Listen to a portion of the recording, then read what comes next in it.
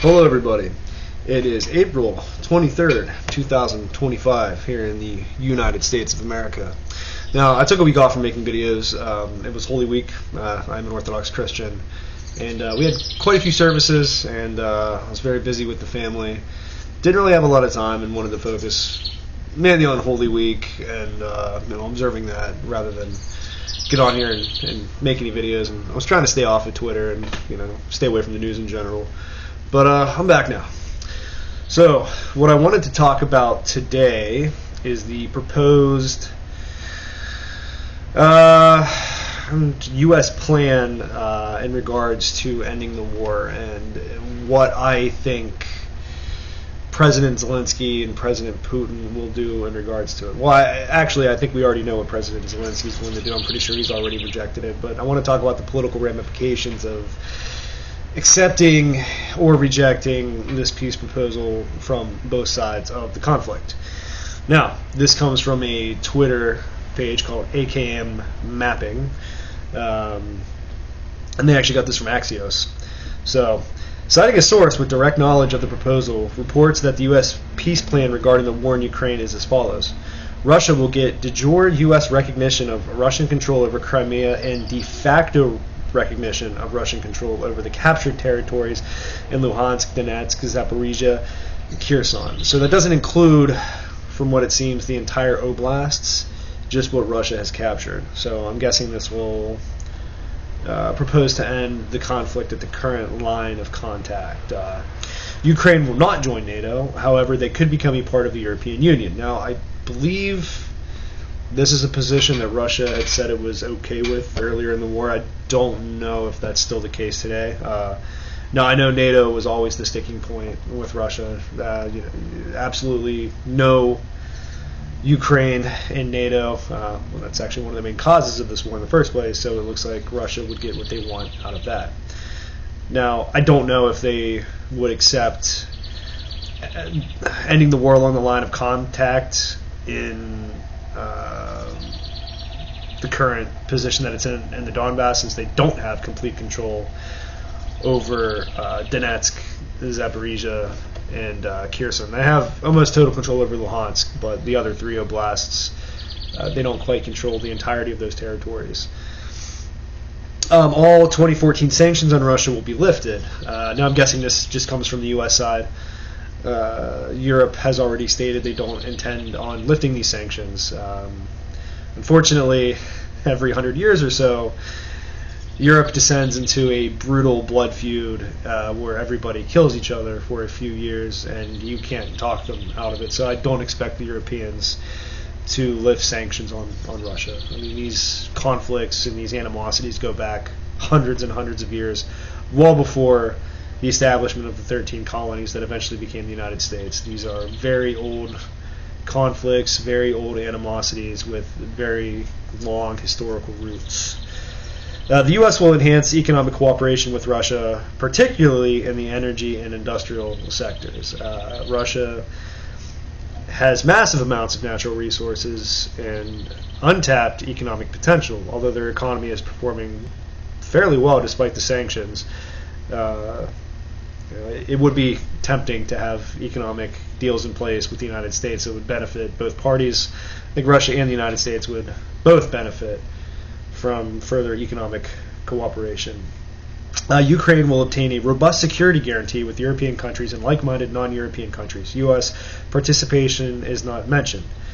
That was kind of a given at this point. I think whatever's left of Ukraine after this war was always going to be integrated into a European sphere of influence or put under European protection as a guarantee that Russia will engage in no further military action. Having Europe completely sit this conflict out and not participate in peace, I think is a foolish notion. I know a lot of very pro-Russia people want complete unconditional surrender in Ukraine and Europe to completely we'll just go with, they want to completely take themselves out of the conflict. It was probably never going to happen. Like I mentioned before, Europe is Europe, and Europe every 100 years or so tends to immolate and descend into some horrific conflict, and old animosities there just don't go away. Let me see what's next here. U.S. participation is not mentioned, of course. That was one of the Donald Trump's promises during his campaign, that he would end the war and remove the United States completely from this conflict, which frankly does need to happen for peace, because the United States, despite what some Europeans and very pro-Ukrainian people are saying, the United States, insofar as targeting information and weapons supplies and money, has been the main funder of this war. Ukraine would not be able to hit some of the targets that it's hit without U.S. intelligence and satellite imagery. That's just the honest truth, which is why under the Biden administration we were skirting so close to nuclear war, because targets that were being struck inside of Russia, although this wasn't publicly admitted, the targeting information came from the United States, and that's why so many people were begging Biden to stop, or the Biden administration to stop, and trying to tell them what they were doing was insanely foolish, because frankly it was. You shouldn't be giving targeting information to a nation that one of the three major nuclear armed world powers is in conflict with, that would allow that nation to strike targets on their soil. Just seems like a very bad idea and a recipe for disaster. You're always one bad day away at that point from a nuclear exchange, or things spiraling out of control to the point where they could get to a nuclear exchange. Russia will return the small parts of Kharkiv Oblast and what they hold in the Volchansk, Lipsy, and Kupiansk and Borba directions. That's kind of a given. I never expected Russia to hold on to any of the territory they took in Kherson, Kharkiv. It's not a very large amount of territory. It seems like that was meant as a diversion of sorts to draw Ukrainian resources in that direction, but Russia really hasn't made put much offensive effort into that region of the front in some time. It looks like it's just meant to pin down Ukrainian troops. I never expected Russia would hold that. They would probably agree to withdraw from that. Ukraine will receive compensation assistance for rebuilding. It is unknown what the source of this funding would be. That's also a given too. Ukraine is going to have to be rebuilt. Its economy is in tatters. It's lost hundreds of thousands, perhaps well over 1 million people in this conflict, and almost a quarter of its population has fled, and much of its infrastructure, specifically energy infrastructure, is pretty severely damaged. Most of the cities that have been outright more or less leveled are currently in Russian hands, but some of the frontline cities have received quite a bit of damage and would need rebuilt. What's the next here? Ukraine will gain unimpeded passage through the Dnipro River. That's something I expected too. The only part of the Dnipro that would be up against Russian-held territory would be Kherson. Now, the Dnipro River empties out into the sea, into the Black Sea. So, yes, it's kind of a given that Ukraine would be able to use that. Partly for economic reasons, I'm sure, but using it for military reasons, I'm sure the Russians would take issue with that. The Zaporizhzhia nuclear power plant will be considered as Ukrainian territory, but operated by the U.S. It will supply electricity to both Ukraine and Russia. I don't know if the Ukrainians or the Russians would accept that. Oh, the Ukrainians might accept that, actually, but the Russians, I don't know if they'd be willing to trust the United States and Ukraine with handing over the Zaporizhzhia nuclear power plant. Now, it's supplying electricity to both Ukraine and Russia, and that would be beneficial to the Russians, especially Russians living in the Donbass. I'm sure that power plant's important to their infrastructure. But again, I don't know if the Russians would accept handing over something they've captured to the United States. Politically in Russia, I don't know how well it would go over with the hardliners. And it looks like that's pretty much it. Those are the main bullet points of this proposal. It also, I guess, references the U.S.-Ukraine mineral deal, which I'm not going into now. I think that deal's a little preposterous. Ukraine doesn't have the rare earth minerals in its remaining territory that it is said to hold, it seems. Many people say that most of Ukraine's resources that are, most of Ukrainian territory that holds a decent amount of natural resources is currently and probably will forever be in Russian hands. And then it says at the end, additionally, Vice President J.D. Vance stated that the U.S. will withdraw from their mediation role if they do not receive a positive response. We have presented a clear and fair proposal to both the Russians and Ukrainians. Okay, let's talk about who would actually, if any side would accept this proposal, what side would be more likely to accept this proposal, and what the political ramifications would be for accepting this proposal. I think all in all, the Russians would be more likely to accept this than the Ukrainians. I think Zelensky has a lot more to lose politically at this point in the war by accepting a ceasefire that largely favors Russia. And this proposal largely does favor Russia. It recognizes the territory that Russia currently holds, officially recognizes Crimea as Russian territory. So politically, the Ukrainians have to give up on the grand dream of recapturing Crimea. It officially would be Russian territory, and attempting to recapture it would be akin to invading Russia. It would be considered by the international community as an invasion of sovereign Russian territory. And also, it's not a feasible goal to militarily recapture Crimea, let alone any of the territory in the Donbass. I think they don't have the resources at all to pull off something like that.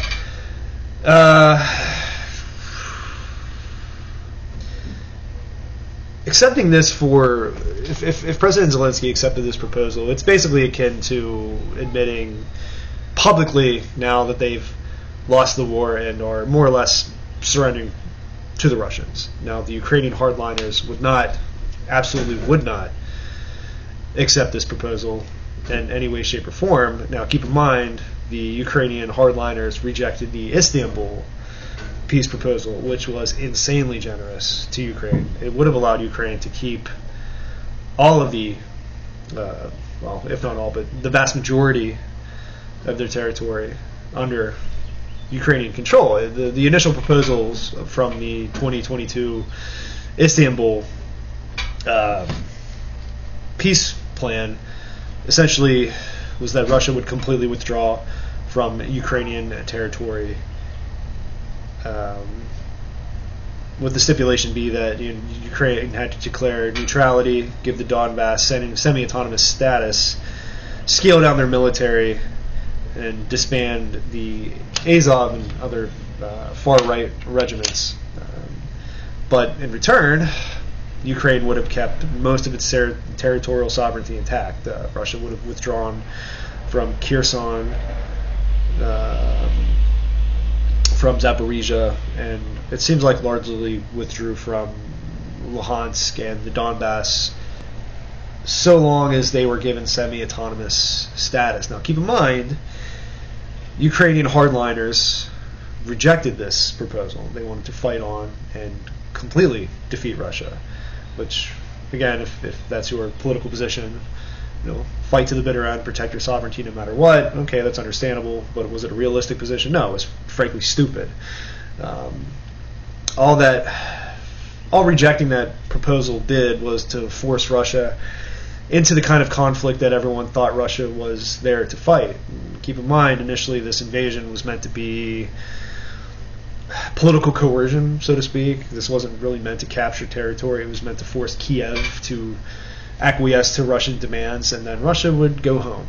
Now, Russia more or less accepting this peace plan in 2022 was a pretty good indicator that that was the actual intention, and they didn't invade with enough troops to actually take the country. Like, you would need upwards of almost 1 million men to do what many in the Western media claimed they were trying to do. Keep in mind, Russia had less than 180,000 troops.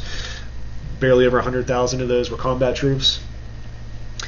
But what Ukraine did when it rejected this peace proposal was it forced Russians into a political corner where, well, now they have to take territory by force. They can't just withdraw from the country with their tail between their legs. It's not now politically feasible for Vladimir Putin and the Kremlin to do at the time, so Russia had to prepare to fight the war that everyone said it was actually, at the time, fighting, which resulted in Ukraine losing 20% of its territory minimum permanently, rather than keeping everything. So it looks like at the end of this, Ukraine will lose 20% of its territory. Its military has suffered tremendously. Russia has too, but Russia can replace its losses without foreign intervention. Ukraine can't. That's the big difference here. But as far as the rest of the proposal, again, I think, from what I understand, Zelensky's already rejected this completely, which it looks like has caused a bit of some political infighting in Ukraine. Zelensky rejected this publicly and did so in a way which very much angered President Donald Trump, which this is kind of Zelensky's MO at this point. It just probably against his own advisor's advice. He just says whatever he feels like saying in front of a camera without really thinking of the political ramifications of what he's about to say. And it looks like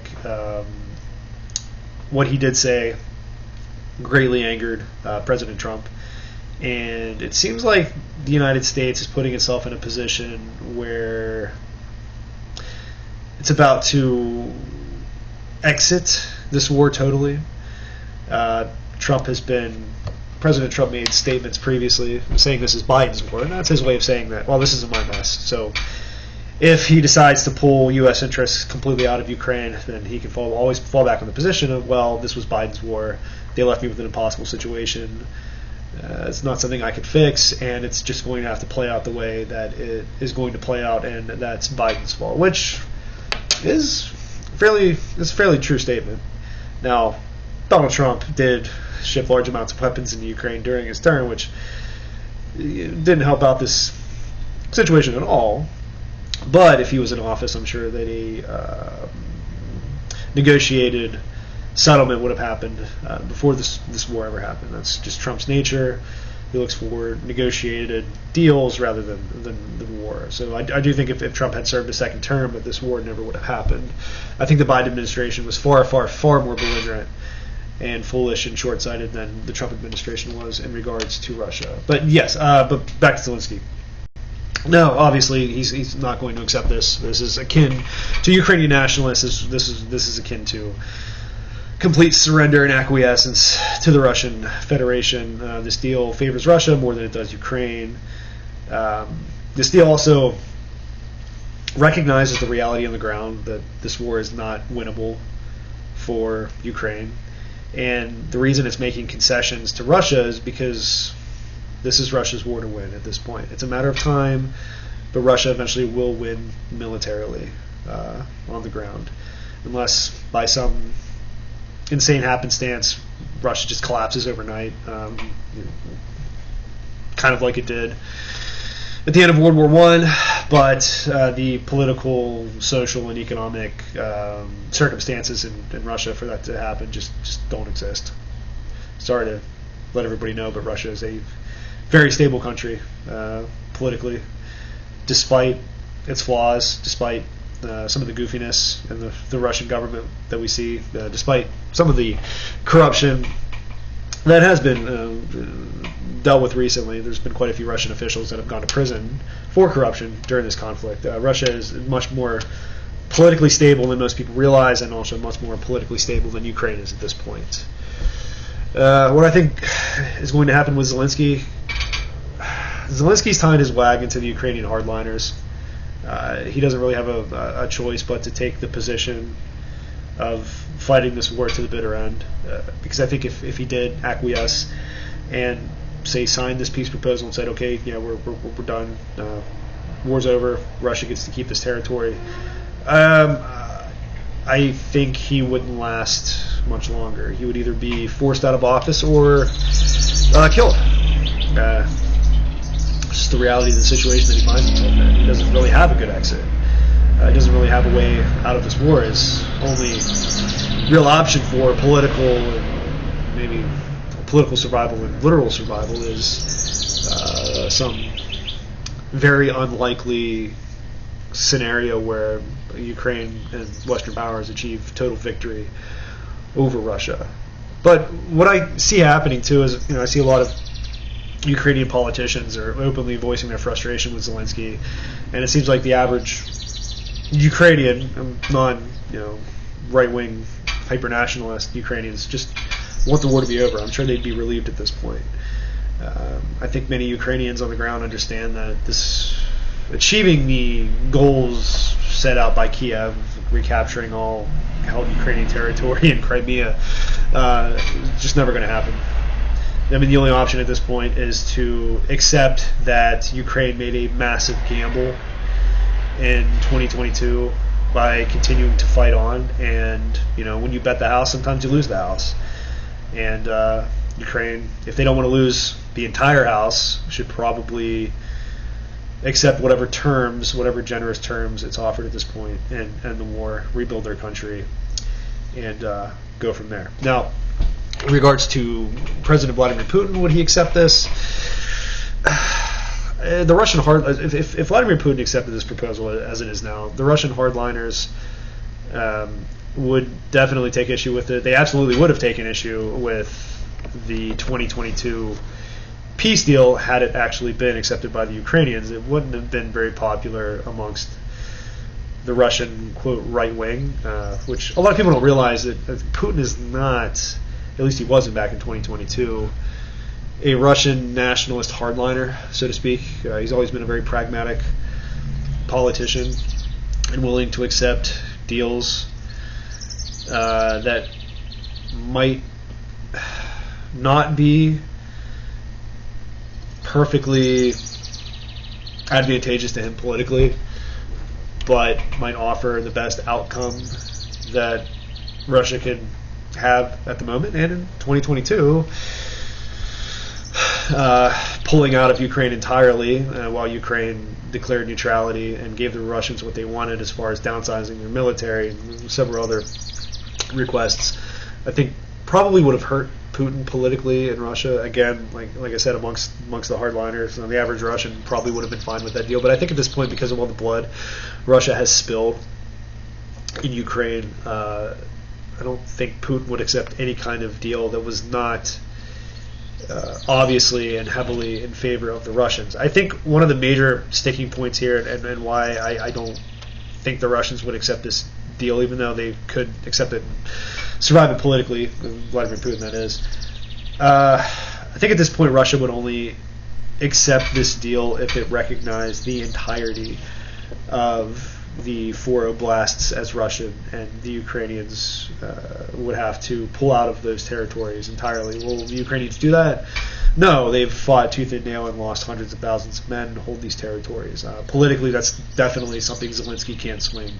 Maybe if he was replaced and somebody else came to power, that's something that could happen. But Zelensky, in the position that he's in now, if he acquiesced to that particular demand from the Russians and pulled his military completely out of the Donbass, Zaporizhia, and Kherson, he definitely wouldn't politically survive that. I don't think he would last 24 hours before the hardliners either asked him politely to step down or not so politely.